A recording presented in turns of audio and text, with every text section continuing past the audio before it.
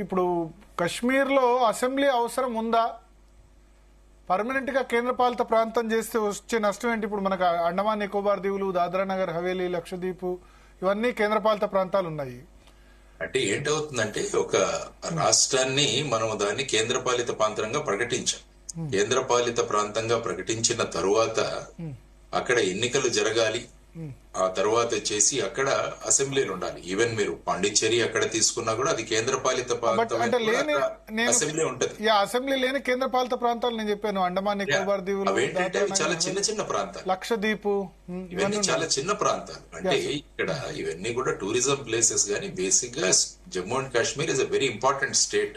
Sir నేను ఎందుకు ఈ మాట అంటున్నా అంటే ఇప్పుడు అక్కడ ఉమర్ అబ్దుల్లా వచ్చినా, మహబూబా ముఫ్తీ వచ్చినా వాళ్ళు they are sympathizers to terrorist కదా.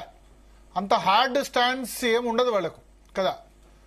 అది అక్కడ కాంగ్రెస్, బీజేపీ ఎట్టి పరిస్థితిలో నేషనల్ పార్టీలు గెలిచే అవకాశం లేదు. అయితే వాళ్ళు లేకపోతే వీళ్ళు వస్తారు. ఎందుకంటే శ్రీనగర్ రీజియన్ కు ఎక్కువ అసెంబ్లీ సీట్లు ఉన్నాయి, 47 సీట్లు ఉన్నాయి అక్కడ. అయితే ఈ రెండు పార్టీలు ఎవరో ఒకళ్ళే గెలుస్తారు.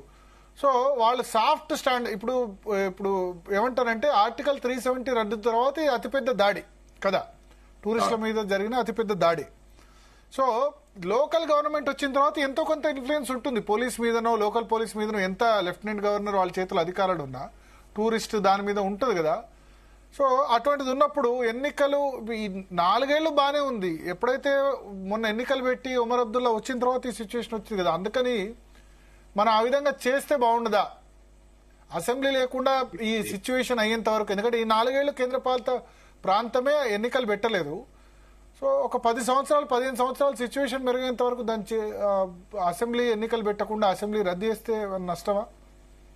అంటే స్ట్రైట్ అవే ఈ విధంగా ఒక్కొక్క పార్టీ ఈ విధంగా సాఫ్ట్ స్టాండ్ తీసుకుందన్నది మనకు ఆ విధంగా అలిగేషన్స్ మనం చేయలేము. ఎందుకంటే యాక్చువల్ గా ఒక కాలంలో భారతీయ జనతా పార్టీ, ముఫ్తీ వాళ్ళ పార్టీ కూడా రెండు కలిసి అక్కడ గవర్నమెంట్ ఏర్పరిచాయి. సో ఇవన్నీ కూడా ఈ పార్శ్వభూమి ఉంది కాబట్టి లెట్ ఏ formal enquiry take place.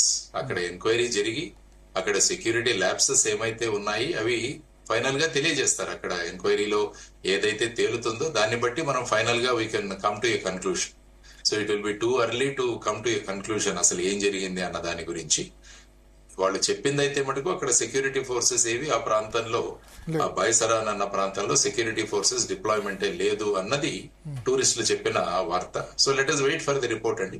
Okay sir, ఒకటి ఇప్పుడు